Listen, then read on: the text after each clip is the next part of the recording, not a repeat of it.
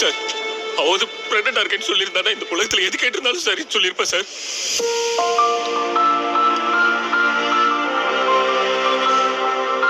Sir அவ எனக்கு வேணும் சார். நான் பண்ண தப்பு எல்லாத்தையும் சரி பண்ணணும். எனக்கு அவ கூட வாழணும் சார். நீங்க கூலா இருங்க சிவா. இங்க பாருங்க, சரி பண்ணிடலாம். அதுக்கு பிறகு என்னாச்சு?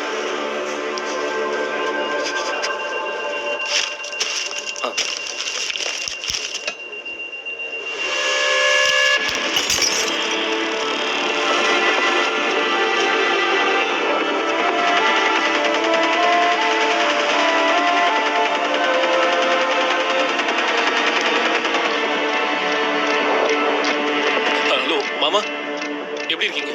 நல்லா இருக்கேன். நீங்க எப்படி இருக்கீங்க மாப்ள? சக்தி எப்படி இருக்கா? நல்லா இருக்கா, நல்லா இருக்கா.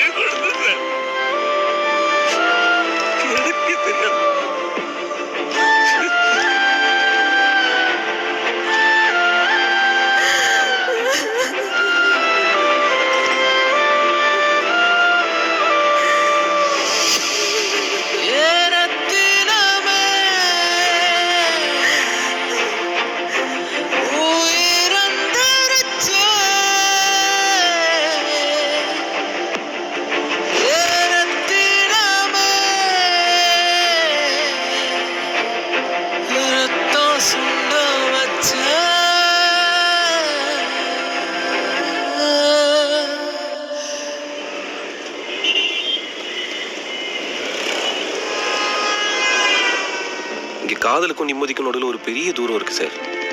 அந்த தூரத்தை குறைக்கிறதே புரிதல் மட்டும்தானே. ஆம்பளைங்க பாவமா இல்லை ஆம்பளைங்களோட பாவமான்னு தெரியல. பொண்ணுங்களை முழுசாக புரிஞ்சுக்கிறதுக்குள்ள பிரிஞ்சு போயிடுறாங்க. அப்படி இப்படின்னு கஷ்டப்பட்டு சக்தி எங்கே இருக்கான்னு அவள் ஃப்ரெண்ட்ஸ் கிட்ட கேட்டு தெரிஞ்சுக்கிட்டேன்.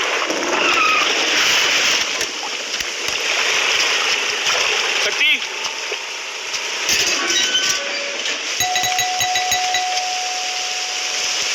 சக்தி கதவு தர. சக்தி சக்தி சக்தி ஐம் சாரி. சக்தி ஏய், எதுக்கு நீ இங்க வந்த? எதுவா இருந்தாலும் வீட்டுக்கு போய் பேசிக்கலாம் வா. மேம், எனக்கு அவன் மூஞ்சியே பார்க்க வேணாம் மேம். தயவு செஞ்சு அவனை வெளியே போக சொல்லுங்க. சக்தி டேய், எவ்வளவு தைரியம் இருந்தா அடிச்சு அபார்ட் பண்ணி விட்டு திரும்ப வந்து பேசிட்டு இருப்ப. வெள்ளப்படா. எனக்கு அவகிட்ட பேசணும். சக்தி எனக்கு உன்கிட்ட நீ பேசணும். ஒண்ணும் பேச வேணாம், முதல்ல வெள்ளப்படா.